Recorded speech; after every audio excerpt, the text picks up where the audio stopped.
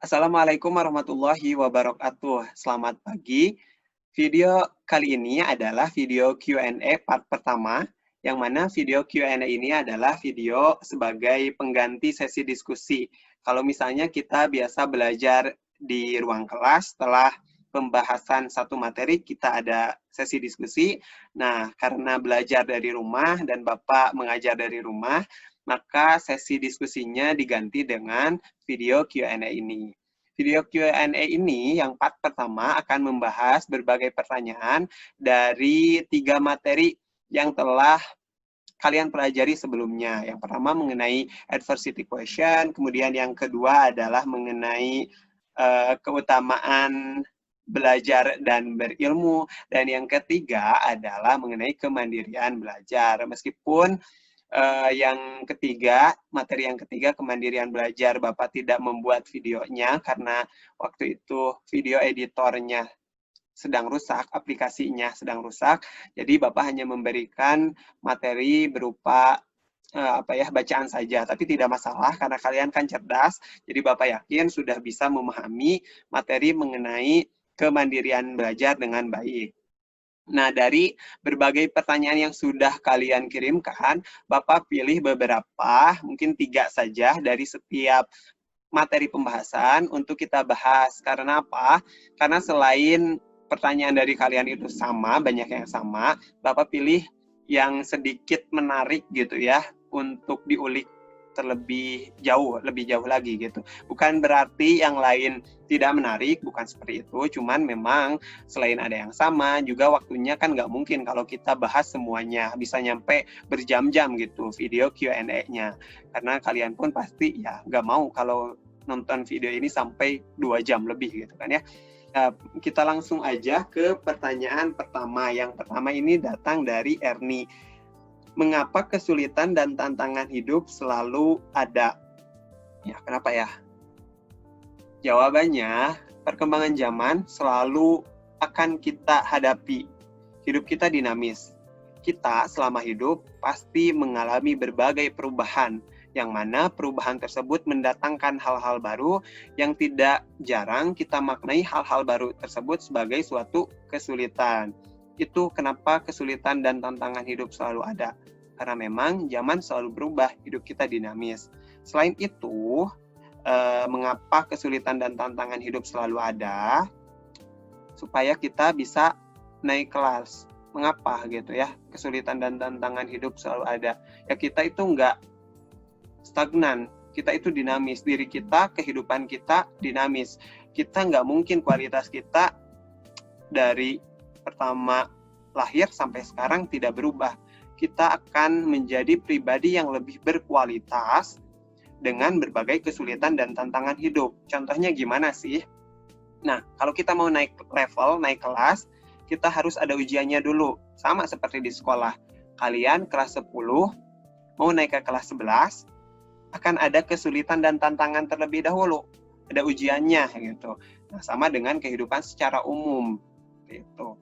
Jadi itu ya Ernie dan yang lainnya. Kenapa sih kesulitan dan tantangan hidup selalu ada? Kalau ada yang mau menambahkan jawaban, boleh ya diketik aja di kolom komentar. Gitu. Kemudian yang kedua, mengapa campers hanya mau menyelesaikan atau menghadapi tantangan yang kecil dan mengapa ketika ada tantangan besar, ia tidak mampu menyelesaikan tantangan tersebut.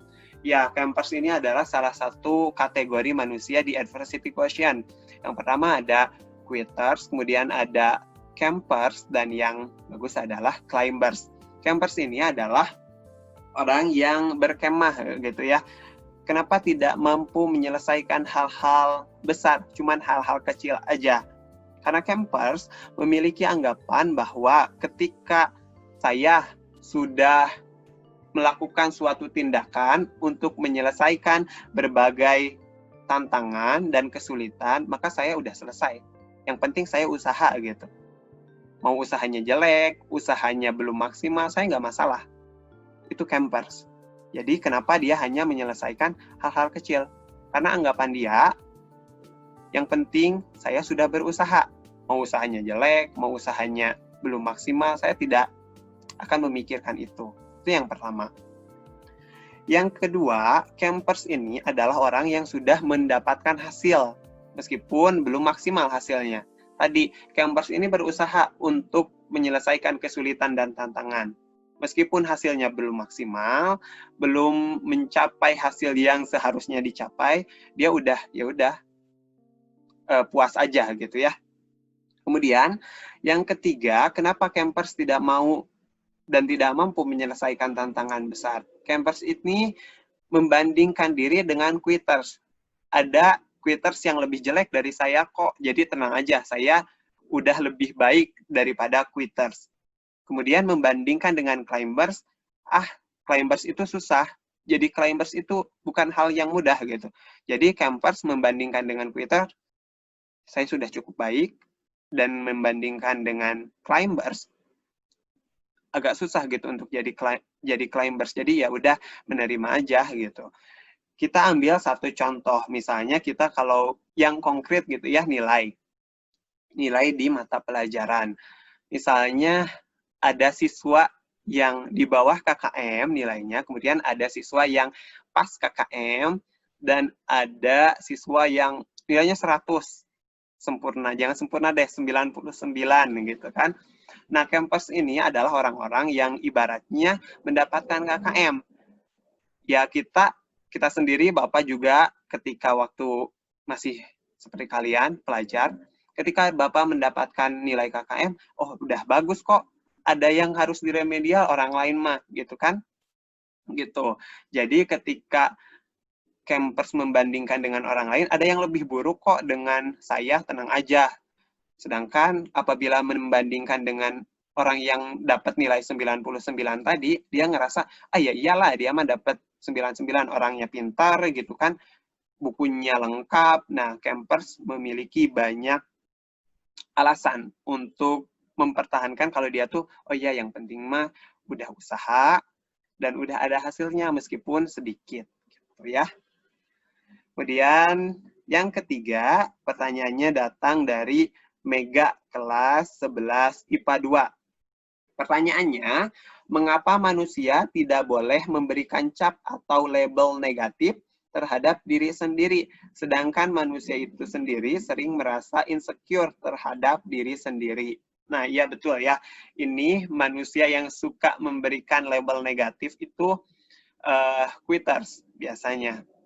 Kenapa kita nggak boleh memberikan label negatif? Sedangkan kita sering insecure sama diri kita sendiri. Betul.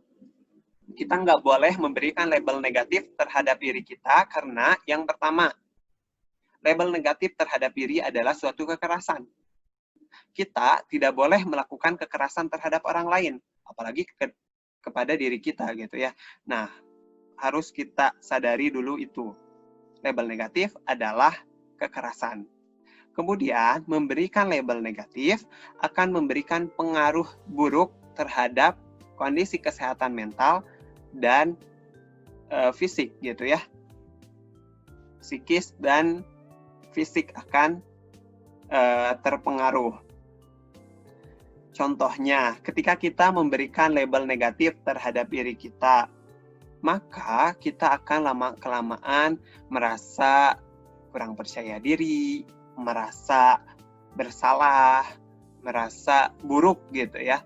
Kemudian bisa jadi kalau kita terus-terusan memberikan label negatif, maka kita akan stres. Itu yang kedua.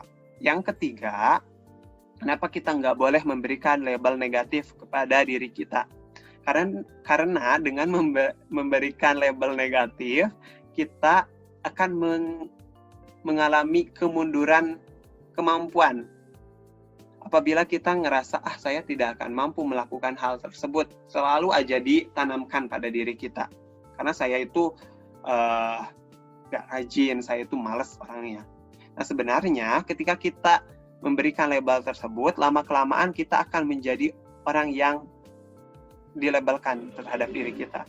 Sebenarnya kita tidak malas sih, tapi karena kita sering ngerasa dan melabel diri kita orang yang malas, lama-kelamaan kita akan menjadi malas. lama-kelamaan kita akan kehilangan kemampuan untuk menyelesaikan berbagai tanggung jawab yang seharusnya kita selesaikan. Seperti itu. Kenapa nggak boleh?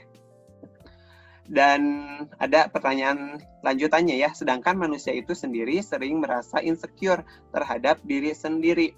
Ya betul, insecure atau merasa tidak nyaman terhadap diri sendiri ini adalah hal yang wajar. Setiap orang normal memiliki itu. Tapi permasalahannya bukan ada atau tidaknya insecure dalam diri kita. Tapi permasalahannya adalah bagaimana kita merespon insecure tersebut. Insecure atau ketidaknyamanan terhadap diri sendiri itu datang biasanya karena rasa kurang gitu ya dalam diri kita. Kalau secara fisik ada yang ngerasa kurang tinggi, kurang putih, kurang mancung, kurang langsing, kurang ganteng, kurang cantik, banyak. Kita merasa kurang, itu secara fisik. Secara kognitif kita merasa ya kurang pintar, kurang rajin, gitu ya. Nah, insecure itu datang dari rasa kurang tersebut. Yang menjadi permasalahan bukan insecure-nya, tapi yang menjadi permasalahan adalah respon kita terhadap insecure tersebut. Karena insecure itu sebenarnya normal, cuma responnya harus bagaimana. Ada dua kemungkinan respon yang bisa dilakukan. Yang pertama itu mencoba untuk berubah, mengubah rasa kurang tersebut dan memperbaikinya. Dan yang kedua adalah menerima kurangnya tersebut. Contohnya, kita merasa kurang pintar nih, kita berubahlah. Kita mau berubah. Saya nggak mau menerima diri yang kurang pintar ini. Saya mau berubah.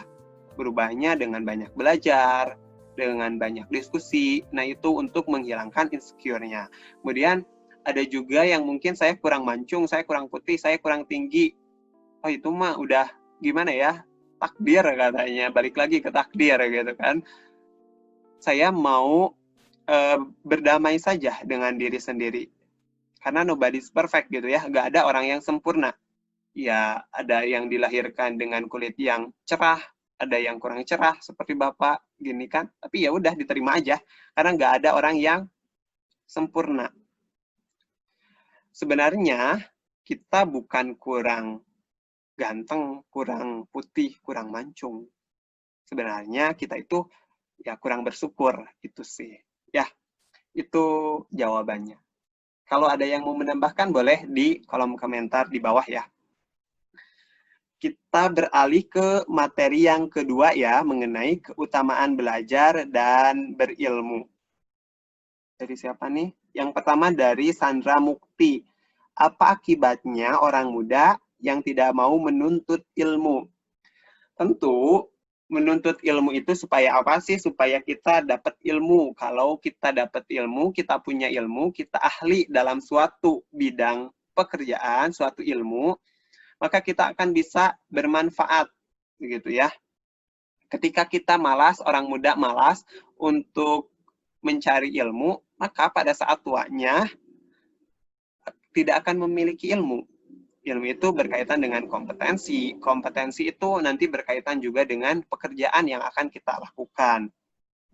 Pada pertemuan sebelumnya, Bapak sudah menyampaikan bahwasanya barang siapa yang tidak mau menahan lelahnya belajar, maka ia harus mampu menahan perihnya kebodohan, gitu ya. Nah, itu kita ambil satu contoh. Misalnya di kelas, kita itu termasuk orang yang malas belajar, malas mencari ilmu. Apa sih dampaknya? Dampak yang akan kita rasakan setidaknya ketika ada pembagian kelompok, kita akan dijauhi. Kenapa? Malas temenan sama dia mah gak mau belajar, gak ada ilmunya. Nah kan, salah satu contohnya itu. Apalagi nanti kalau sudah tua, kita akan menjadi kurang bermanfaat bagi diri sendiri dan bahkan lingkungan gitu ya.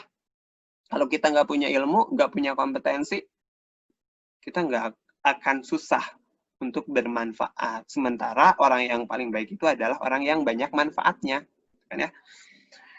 Yang kedua, pertanyaan dari Silvi Damayanti, kelas 11 IPA 2. Pak, yang lebih baik mendalami satu ilmu dengan sungguh-sungguh atau mempelajari semua ilmu, tapi tidak sungguh-sungguh mempelajarinya. Yang paling baik ya mempelajari semua ilmu dengan sungguh-sungguh, gitu kan? Tapi enggak, mungkin pertanyaannya, ya benar sih, yang paling baik itu mempelajari semua ilmu dengan sungguh-sungguh. Tapi mungkin, kenapa sih kita harus belajar ilmu ini, kita ibaratkan mata pelajaran ya. Belajar berbagai mata pelajaran, banyak banget. Dari SD, SMP, SMA, sekarang banyak banget mata pelajaran yang harus kita pelajari. Kenapa sih nggak satu aja? Gitu kan? Mungkin pertanyaannya seperti itu ya, Sylvie.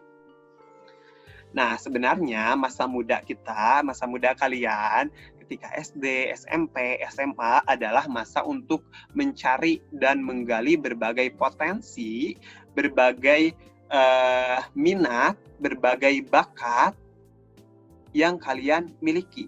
Makanya, kalian harus banyak belajar mengenai berbagai hal supaya tahu, oh minat saya di mana nih? Oh bakat saya ternyata di sini nih. Nah, selain itu, untuk mengetahui minat dan bakat ya, yang pertama, supaya kalian punya basic skills. Nih kita dari SD sampai sekarang belajar PABP ataupun PAI. Padahal sebenarnya saya nggak mau jadi ustadz, saya nggak mau jadi ustazah misalnya ya, kalian beranggapan seperti itu. Kenapa harus belajar PABP, PAI? Gitu, apa pentingnya? Supaya kita punya basic skill, supaya punya kemampuan dasar yang pasti akan dibutuhkan. Meskipun kita nggak mau jadi ustadz, misalnya nggak mau jadi ustazah, kita akan butuh mengenai ilmu agama supaya bisa beribadah dengan baik. Nah itu supaya kita punya basic skill gitu ya. Mungkin masih ada pertanyaan seperti ini, kok nggak satu aja yang dipelajari biar nggak ribet gitu. Sebenarnya nanti kalian akan mempelajari dan mendalami satu ilmu saja kalau kalian kuliah. Setelah apa? Setelah kalian mempelajari berbagai banyak ilmu dan sudah menentukan dan menemukan ilmu yang akan kalian dalami. Kalau kuliah, kalian misalnya tertarik dengan keadilan, tertarik dengan hukum-hukum, kalian belajarlah di ilmu hukum, misalnya seperti itu. Kalau kalian misalnya tertarik menjadi guru, kalian belajarlah nanti di jurusan keguruan. Nanti keguruan juga ada bidang-bidang yang lebih spesifik lagi. Jadi ketika muda, masa eksplorasi, banyak-banyaklah mempelajari berbagai ilmu. Ketika sudah beranjak dewasa, masa kuliah, kalian harus mendalami salah satu ilmu tersebut. Kalau bisa mendalami banyak, ya alhamdulillah, syukur aja gitu ya. Kalau ada kemampuan dan waktunya, terserah kalian. Seperti itu. Yang ketiga, pertanyaan mengenai keutamaan belajar dan berilmu ya. Ini dari M. Iqbal Nugraha, kelas 11 IPA 2. Mengapa kebanyakan orang zaman sekarang itu tidak mau mencari ilmu? Betul ya. Mencari ilmu kita identikan atau kita ibaratkan dengan belajar. Kenapa sih kita nggak mau belajar, nggak mau mencari ilmu? Karena manusia itu memiliki kecenderungan untuk mencari kesenangan. Dan belajar atau mencari ilmu bukanlah suatu hal yang menyenangkan. Banyak orang yang akan setuju dengan ungkapan tersebut, termasuk Bapak. Bapak bukan orang yang senang belajar, bukan. Tapi hidup ini bukan masalah senang atau tidak senang gitu ya. Hidup ini banyak yang dipertimbangkan, harus, tidak harus, boleh, tidak boleh gitu ya. Nah, ketika Bapak tidak senang belajar, Bapak bukan berarti tidak akan belajar. Meskipun Bapak tidak senang, Bapak akan tetap belajar karena Bapak harus belajar. Dengan seiring berjalannya waktu, nah, kita akan menemukan kesenangan dari hasil belajar. Contohnya, dengan berprestasi, kita akan misalnya dapat juara 1 nih, terus dapat penghargaan, dapat beasiswa. Oh, itu mendatangkan kesenangan loh. Nah, itu. Kenapa kita meskipun sudah tahu belajar itu sebenarnya mendatangkan kesenangan juga, tapi kita tetap kurang terdorong untuk belajar, kurang terdorong untuk mencari ilmu, lebih terdorongnya main HP gitu ya, main HP, scrolling Instagram, bikin TikTok. Kenapa lebih terdorong untuk itu? Karena main HP itu lebih cepat mendatangkan kesenangan. Sementara tadi belajar, contohnya dengan berprestasi, kita akan mendapatkan kesenangan, atau bukan hanya dengan berprestasi, dengan bermanfaat bagi orang lain, dengan kita memiliki ilmu tadi ya, dan kita bisa menjelaskan setidaknya kepada teman kita jadi bermanfaat. Oh, senang kita bisa bermanfaat bagi teman kita. Itu butuh waktu. Kita harus belajar dulu berapa hari, berapa bulan, bahkan berapa tahun. Sementara dengan main HP, dengan berapa jangkauan langkah, kemudian main HP, main TikTok, langsung senang gitu ya. Kita langsung senang. Itu kenapa kita atau kebanyakan orang zaman sekarang itu tidak mau mencari ilmu. Karena memang pada dasarnya manusia itu mencari kesenangan dan sering terlena dengan kesenangan sementara yang menipu gitu. Itu ya jawabannya dari Bapak. Kalau ada yang mau menambahkan jawaban, boleh di kolom komentar. Kemudian kita masuk pada pembahasan materi yang ketiga mengenai kemandirian belajar. Yang pertama datangnya dari Ririn Widiawati. Pertanyaannya, apakah kemandirian dalam belajar tidak mengurangi peran guru? Tentu tidak jawabannya. Karena apa? Peran guru dan kemandirian belajar adalah dua hal yang berbeda. Guru misalnya hari ini, bukan hari ini aja, dulu-dulu juga berperan sebagai pendidik, pengajar, pembimbing, pemberi nasihat. Guru berperan seperti itu. Kemudian dengan kemandirian belajar, apakah peran guru jadi berkurang? Tentu tidak. Sekalipun kalian memiliki kemandirian belajar, guru tetap memiliki peran untuk mendidik, peran untuk mengajar, peran untuk membimbing. Bapak tetap membuat video pembelajaran, meskipun kalian bisa belajar sendiri gitu ya. Kalian mau belajarnya dari mana kalau tidak ada video pembelajaran? Tapi di masa pandemi ini, di masa pandemi COVID-19 ini, kemandirian belajar menjadi aspek yang sangat penting dalam menentukan hasil belajar. Karena keefektifan kalian dalam belajar itu sangat ditentukan oleh kalian sendiri, oleh kemandirian yang kalian miliki. Meskipun misalnya Bapak sudah berperan sebagai guru untuk memberikan materi pembelajaran, membuat video pembelajaran, tapi kalian tidak memiliki kemandirian untuk belajar, kalian nggak mau nontonnya, kalian susah untuk mengerjakan tugas. Nah, kalian tetap aja gitu ya, tidak akan mendapatkan hasil yang baik dalam belajar. Jadi, kesimpulannya, kemandirian dalam belajar itu tidak mengurangi peran guru. Guru tetap berperan, tetap menjalankan perannya sebagai guru. Tetapi ketika kalian memiliki kemandirian belajar, maka keefektifan dalam belajar akan menjadi lebih baik. Hasil dari belajar yang kalian peroleh akan lebih baik. Seperti itu ya, Ririn. Kemudian pertanyaan selanjutnya dari Syahwaluddin, kelas 10 IPS 1. Kenapa kita harus mandiri dalam belajar? Ini masih berkaitan sebenarnya sama yang tadi. Kenapa? Karena masa COVID ini kalian belajar di rumah. Meskipun Bapak sudah memberikan video pembelajaran, ngirimin linknya nih ke kalian, guru lain sudah memberikan materi-materinya. Kalau kalian tidak mandiri dalam belajar, kalian nggak akan belajar pasti. Udahlah, nggak ada yang tahu ini. Yang penting mah saya dipoto, kemudian Pak saya hadir di grup kelas, atau ya udahlah gak usah ditonton videonya, langsung aja klik link presensi. Pak saya udah ya klik link presensi, tapi saya sebenarnya belum belajar. Tapi Bapak yakin tidak ada siswa yang seperti itu?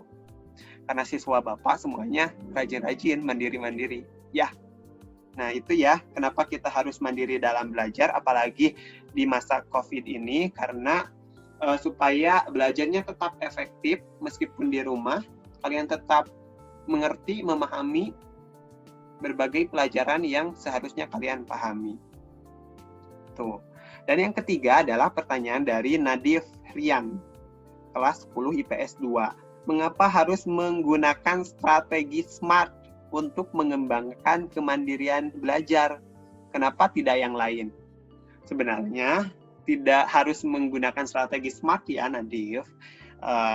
Strateginya bisa yang lain. Kalau kamu punya strategi lain untuk melatih, menumbuhkan kemandirian belajar, kamu boleh gunakan. Cuman yang Bapak kenalkan yaitu strategi SMART aja, gitu ya. Problemnya bukan kenapa sebenarnya. Harus dilakukan, cobain dulu. Strategi SMART efektif nggak untuk kamu, untuk kalian dalam mengembangkan dan melatih kemandirian belajar. Karena di pertemuan sebelumnya, di video sebelumnya, Bapak sudah jelaskan ya, strategi SMART ini adalah strategi umum yang bisa kalian gunakan untuk mencapai berbagai goals yang kalian miliki. Salah satunya untuk menjadi siswa yang memiliki kemandirian belajar. Nah, itu beberapa pertanyaan, lebih tepatnya 3 di setiap materi pembahasan. Jadi udah ada 9 ya yang udah Bapak bahas. Ya itu aja mungkin untuk video kali ini. Mohon maaf agak sedikit lama durasinya. Terima kasih sudah menyaksikan. Mohon maaf apabila ada kata-kata yang kurang berkenan untuk kalian. Terima kasih. Semoga ada yang bermanfaat dan bisa diamalkan dalam kehidupan sehari-hari. Assalamualaikum warahmatullahi wabarakatuh.